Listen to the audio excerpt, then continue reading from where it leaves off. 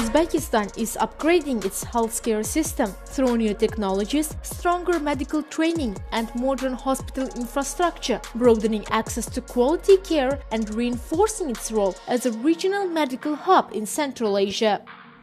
Hello and welcome to Business Line Uzbekistan.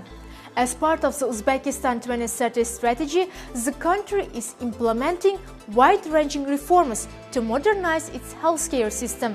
In 2025, 3.2 billion euros were allocated to the sector, including support for digitalization, infrastructure upgrades, primary care reform, medical education and private sector growth. A unified electronic information system, DMET, was established. Medical data for approximately 37 million people were entered into the database, and a unified electronic medical record was created for all citizens. While in 2017, there were about 3,000 to 3,500 private clinics. By the end of 2025, their number had exceeded 9,000, showing steady annual growth.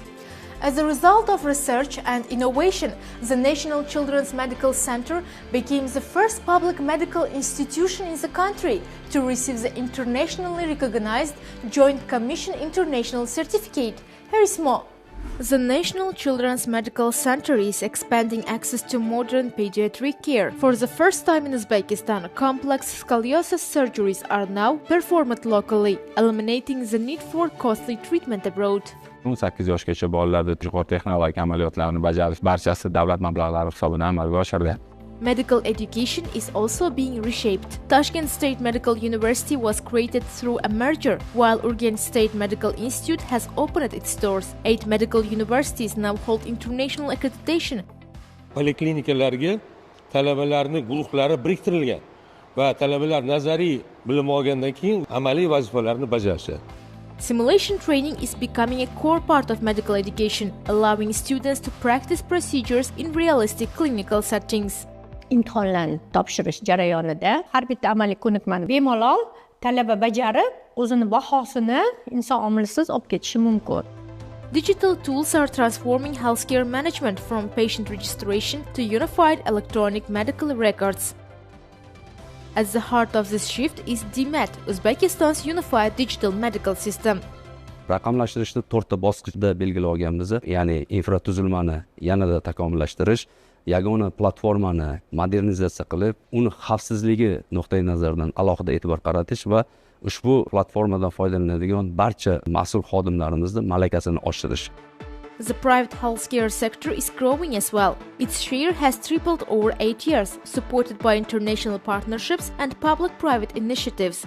Bizning klinika zamonaviy mnogofunksional klinikalardan biri hisoblanadi. Ushbu klinikamizning o'zining mehmonxonasi bor. Healthcare reforms are reaching beyond major cities. 231 ta tug'ruq komplekslarini jihozlanish jarayonlari amalga oshirildi. 43,5 million AQSh dollari miqdoridagi mablag' sarflanib, 23 turdagi 5,5 mingdan ziyod asbob-uskunalar tug'ruq komplekslariga yetib borildi. By connecting patient care, medical education, digital systems and regional investment, Uzbekistan is strengthening healthcare services nationwide. Joining us now is Jaloliddin Asamuddinov, head of the Center for Licensing and Accreditation of Medical Organizations. Mr. Asamuddinov, how do private clinics support healthcare reforms through foreign investment and international standards? Tibbiyot tashkilotlarini litsenziyalash hamda akkreditatsiyalash markazi tomonidan milliy standartlar xalqaro standartlar asosida ishlab chiqildi va bugungi kunga kelib davlat va nodavlat tibbiyot muassasalariga joriy etilmoqda. Bundan tashqari O'zbekistonni Markaziy Osiyoda tibbiyot hubiga aylantirish maqsadi amalga oshirilmoqda. Xorijiy mutaxassislarning O'zbekistonga keng ko'lamli jalb etilishi, xorijiy investitsiyalar uchun qulay sharoitlarning yaratilishi buni yaqqol misoli sifatida qayd etishimiz mumkin. Amerika Qo'shma Shtatlarining Cleveland bolnitsasi klinikasi bilan birgalikda tashkil etilayotgan ko'p tarmoqli klinika hamda 5 milliard dollar qiymatiga ega bo'lgan Tashkent Smart Medical City klinikalarini ham ta'kidlab o'tishimiz mumkin. Thank you for joining. Well, that's all we have for this edition. You can get more business news at euronews.com. Thank you for watching.